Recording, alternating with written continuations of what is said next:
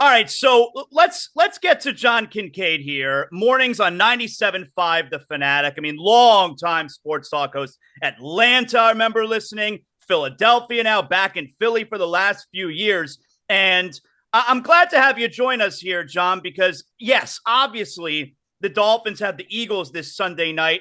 Big time matchup. But Philadelphia right now really feels like it's the biggest stories are coming out of Philadelphia right now. You got the biggest baseball story, of course, with the Phillies. You got the biggest basketball story right now with Harden, which is not necessarily a good thing for you guys. And not good. And then, oh, by the way, the Eagles are tied for the best record in the NFL. Yes, you got your Red October, you got your Phillies gear and everything. You're ready to go for this afternoon.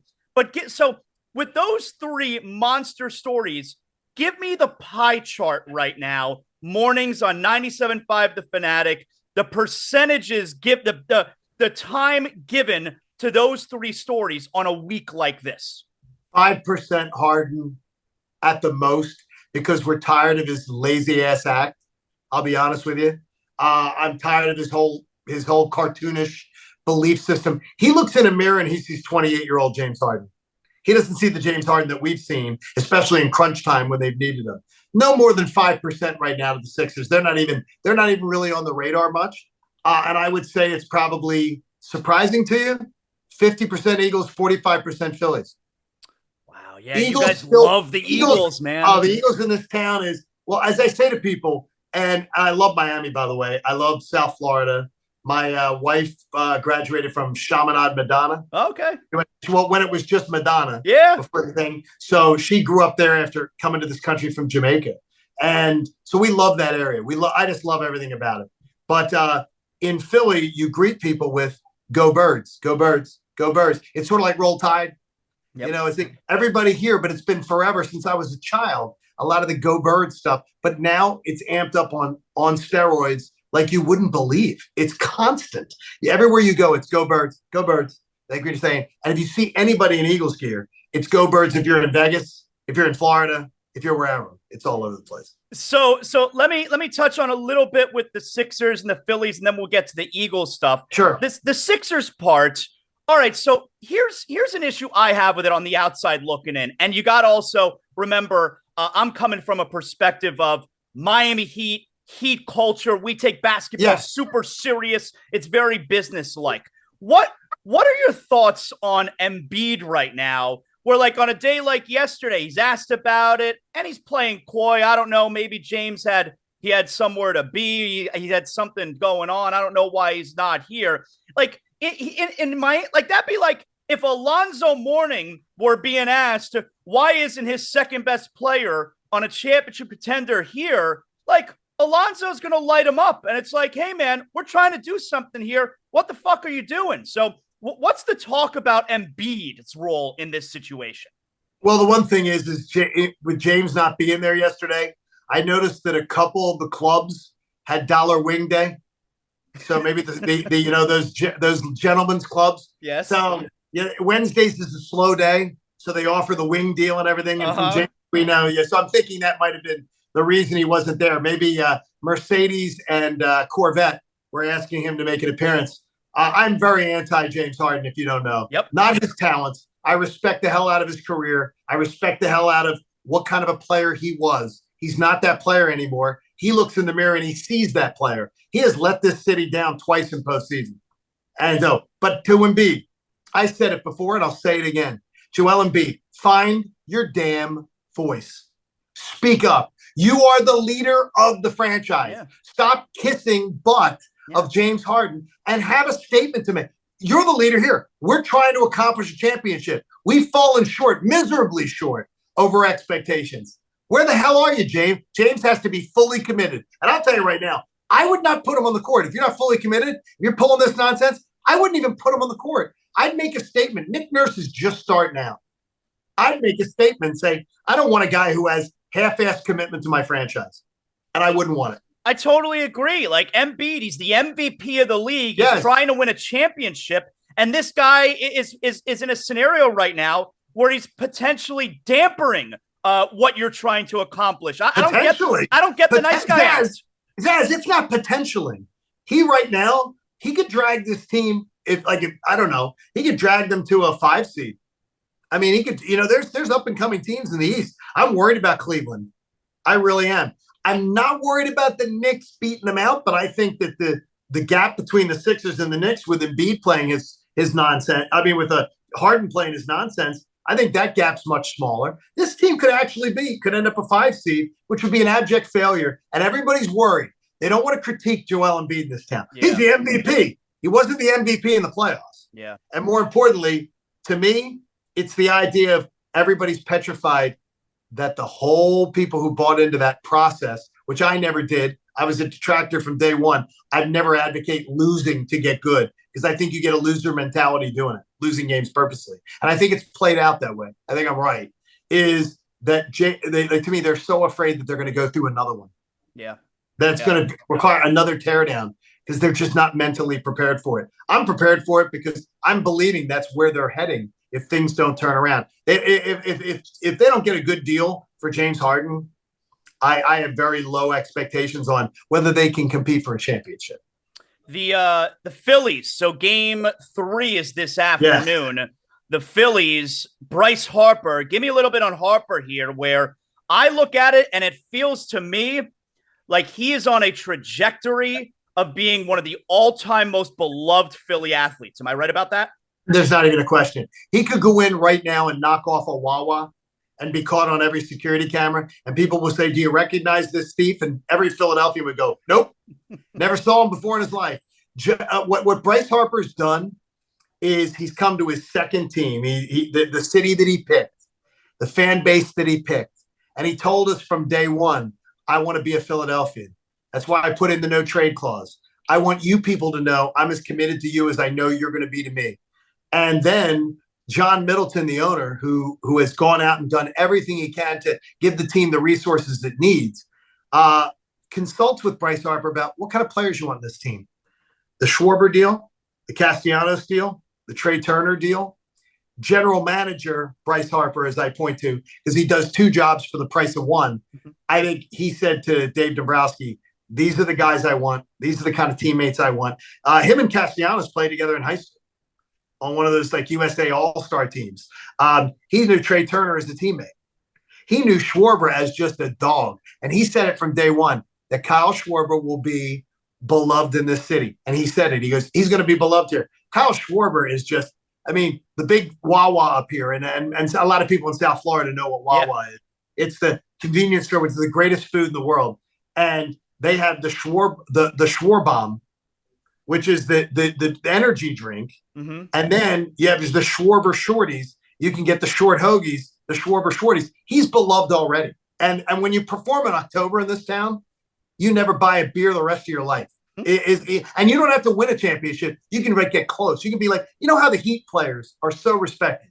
And they're respected if they lose in the finals, Heat fans are like, damn, that sucks. But they respect the hell out of the players. And they become more beloved. Same way here. You perform in October for the Phillies, you'll never buy a beer the rest of your life. So what's the setup this afternoon for John Kincade? Do you watch at home?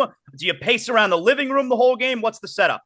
Well, since they're in Arizona, it's good. Is that normally I would have gone to Arizona.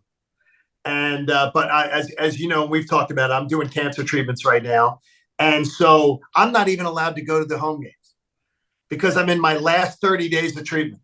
And they're like, do not do anything to pick up a virus or you're going to be hospitalized. Do not get COVID or you're going to get hospitalized. So I'm even not allowed to go to the locker rooms anymore. I'm not allowed to go to the press box. I'm not allowed to be, and I'm watching it on TV. And I got to tell you, a couple times I've gotten tears in my eyes because I know the energy of that building, which is the craziest thing I've ever seen in pro sports as far as just the atmosphere. It's wild. It's fun. It's and nobody sits. Right. The other night, 10-0. And I kept showing my wife the whole thing going, look, first inning, fifth inning, and it was 8-0. Nobody's leaving. Nobody's leaving at 10-0. You can go watch it because everybody wants to sing "Dancing on My Own" with the players at the end of the game, and it's a zoo. And in the year they drew 3.1 million fans. They got great crowds and everything, but the crowds in the regular season are nothing like Red October. Red October is the thing here, and it is a lifestyle, and everybody wears it. You got the priests at church talking about it. You have the whole communities. You can't go anywhere. But on my ride home, if I don't take the highway route back to my home, and I drive the local routes, every business, Go Phil's, digital boards, signs hanging everywhere. It's very much like when you would understand, like when the Heat makes a run. Yeah. I think that it's just, and then everybody just sort of gets into it. This whole city's crazy. I mean, so are you relaxed or do you have anxiety the whole game? No anxiety. No, not with this team right now, with this matchup either. I don't have any anxiety with it, but I always have anxiety in postseason when the team goes to the bullpen. Like bullpen, you're always wondering, is this, because look, how many times I always look at it as this way, and it might not be a good reference, but the Russian roulette thing. How many times can you make a move to the bullpen and it's going to be the right move? Mm-hmm. Now, the way Rob Thompson manages, he manages like, honestly, I think he's like Inspector Clouseau. I'll look at it and go, what is he doing? And it works. He's pushed every right button. Right now, they have the second best ERA. So you think of all the home runs, you think of the team. They have the second best postseason ERA through 8 games. They would be number 2 of all time if it stays. They have a 1.39 ERA for the entire staff. And their worst pitcher by ERA is Zach Wheeler, who may be their best pitcher. Yeah. He has a 2.43, and he's the bum right now with 2.43, which is a joke because everybody here loves Zach Wheeler. Do you have a rooting interest in the AL, or you don't care who they face if they win this series? I wrote a piece for our website today at 975thefanatic.com just about that topic, Zaz. See, you're on to it. Okay. I said, look, because now I said everybody here has to watch that series with an eye. Do you know this, though? Here's a number for you to blow your mind. Last 12 times they played the Texas Rangers, 0-12. Wow. Which is a weird thing. Now, this year's team, 0-3 to start the year. Aaron Nola blew a 5-0 lead at Texas on opening day. So Texas has home field over us. Houston does not, because the Phillies went to Houston and won 2 out of 3. So we have home field when we play the Astros. It's still tough. That's a tough decision. And the Astros are tough as hell. Yeah. We lost to them last year, and they were the team. Remember, the Phillies were 10-0 at home. I believe it was 10-0 at home, and then, or whatever the number was, and then the 2 losses to Houston, Game 4 and Game 5, and they were no hit in Game 4. Houston came in here and said, hey, Red October's awesome. And all the players acknowledged it's a zoo. They weren't intimidated. Yeah, I think they don't care. I think Texas would be more intimidated. And honestly, I like the baseball format I think it's an advantage to start on the road. Yeah, because if you get one of those games, you're golden. And then if you come home here, like if you come home to Philly, you take one of the games in Texas, you think this team, who still hasn't lost at home this year, could maybe sweep and win the World Series. But definitely get 2 out of 3. Right, you feel really good. So you feel good about it, which is good. Yeah, that's why I used to like the old NBA Finals format. I liked starting on the road those first 2 games. They changed it a few years ago. I think 2014 was when they changed it back. But I used to like the 2-3-2 format for the road team in the NBA for that reason. By the way, it always pisses me off something about Miami. Can I just get this out of here? Yeah. And it pisses off in a funny way. Eric Spoelstra started his career in the same job that I did with the Philadelphia Flyers. Oh, is that right? Doing video statistics for Mike Keenan, famous coach. It always pisses me off when I see Spoelstra. And I'm like, dude, I could have $8 million a year. I'd be living on South Beach. But I admire Coach Spoelstra a ton. I think he is a freaking mastermind. Like, your town has had Don Shula, and that predates you. But it's like Don Shula was legendary. Mm-hmm. I look at Spoelstra, and I think no one can make chicken salad out of chicken poop better than Eric Spoelstra in the NBA consistently, and he's done it numerous times. He's a brilliant coach. He's a brilliant coach. So let me ask you here, John Kincade, about the Eagles and Dolphins Sunday night. I thought, now look, the Eagles 5-1. It's tied for the best record in the league with the Dolphins, with the Lions, with the Chiefs, with the Niners. But I thought this past weekend's loss for the Eagles was really a game that they may look back at and say, damn it, I wish we had that one, because I look at these next 7 games, I think it is, for Philadelphia. This is a brutal stretch of games they're starting this weekend with the Dolphins. Yeah, you Dolphins at home. Then you've got Commanders on the road. I'm not worried about that one as much. Then you come home for the Dallas matchup before the bye week. Then you've got Chiefs on the road on Monday Night Football. You come home for the Bills and the 49ers back-to-back Sundays. And then you go on the road to Dallas. Then you go on the road to Seattle. Yep. I agree with you completely. I think that Jets loss will probably keep them from the number one seed because the San Francisco 49ers play in an easier division. I think it'll work out that way.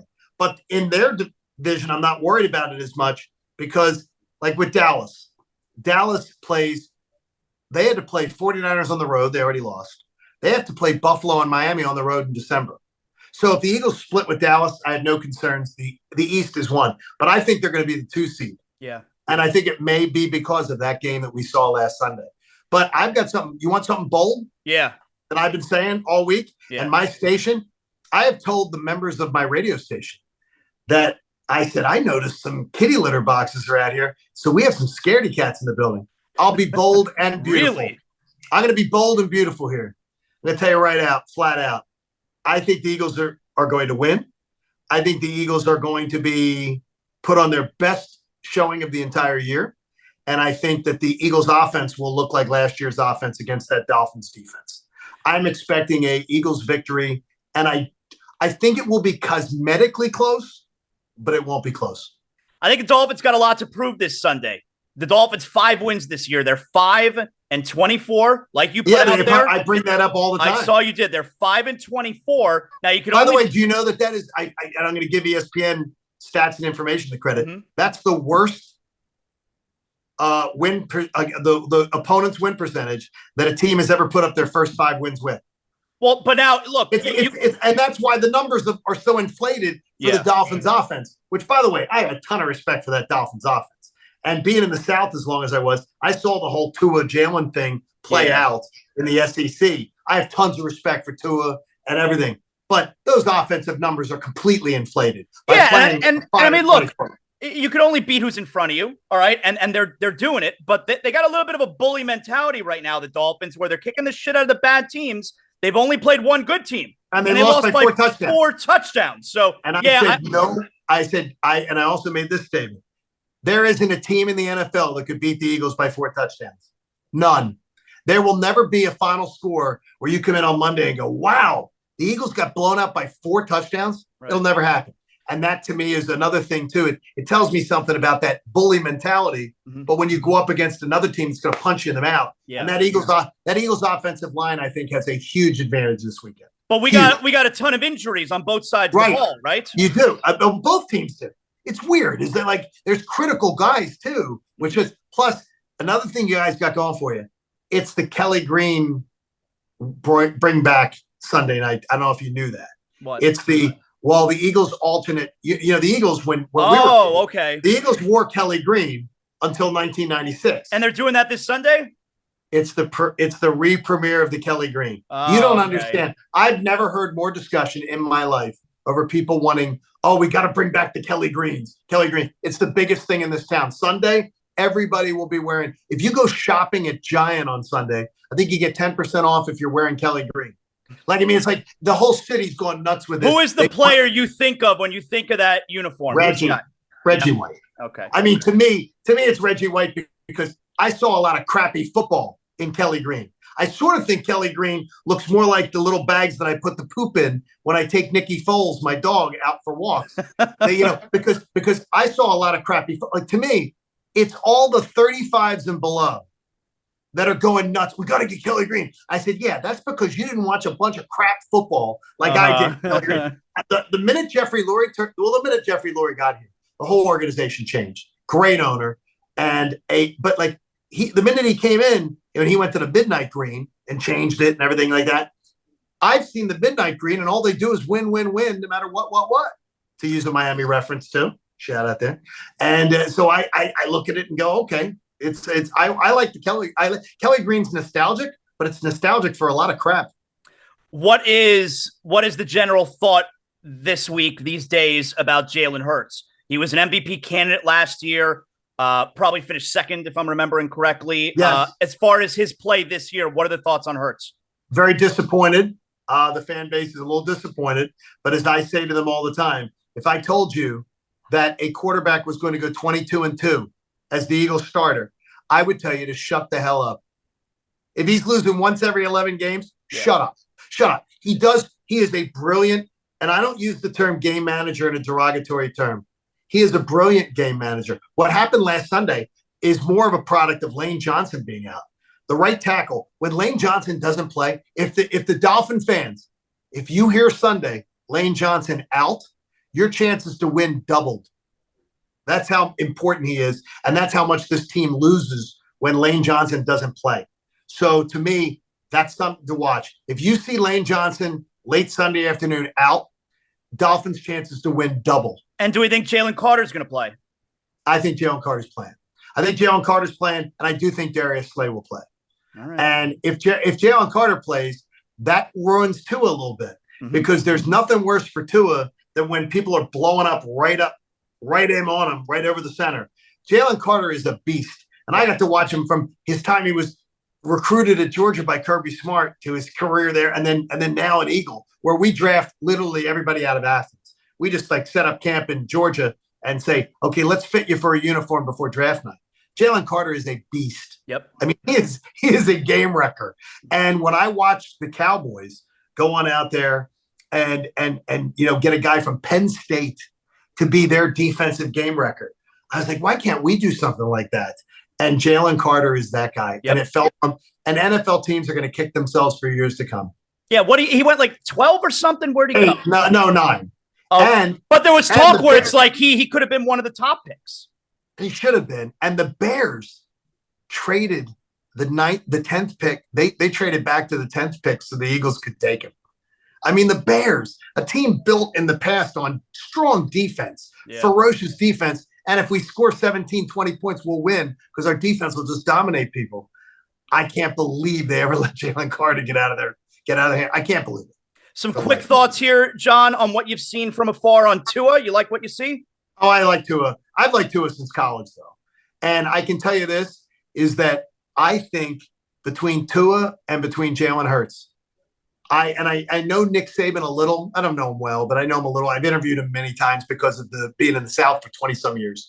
I can tell you this. I've never heard more effusive praise for two guys. Maybe he's getting old. Maybe he's getting soft a little bit.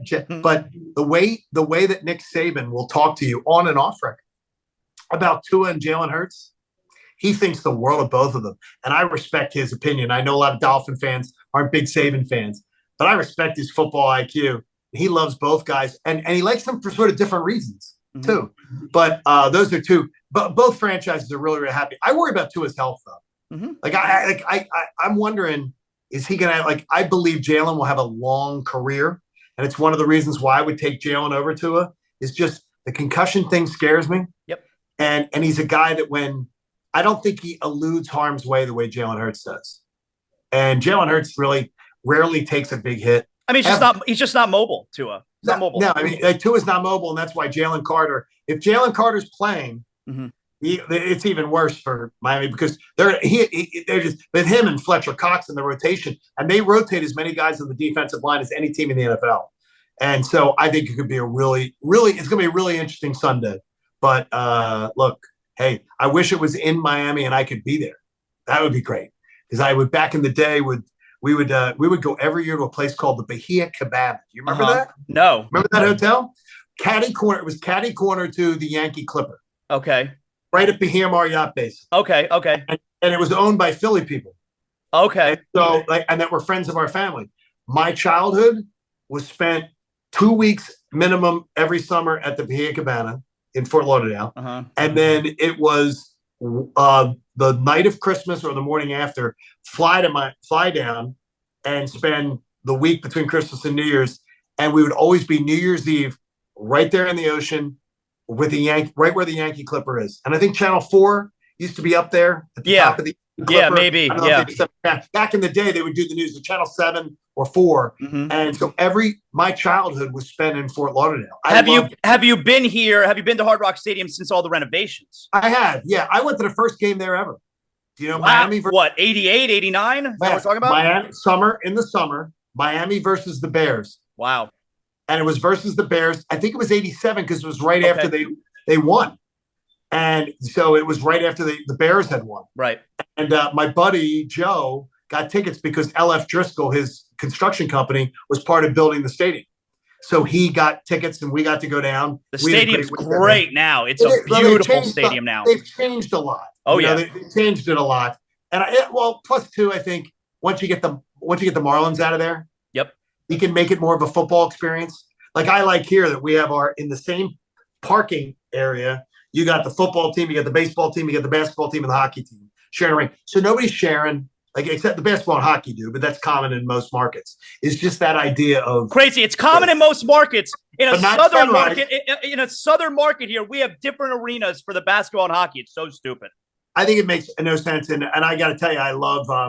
I like that Sunrise area, but maybe if I was 65, like I don't think it's where the hot happening people are.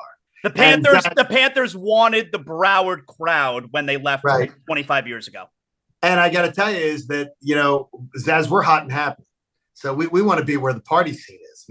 We want to be with that velvet rope crowd, like the Heat games.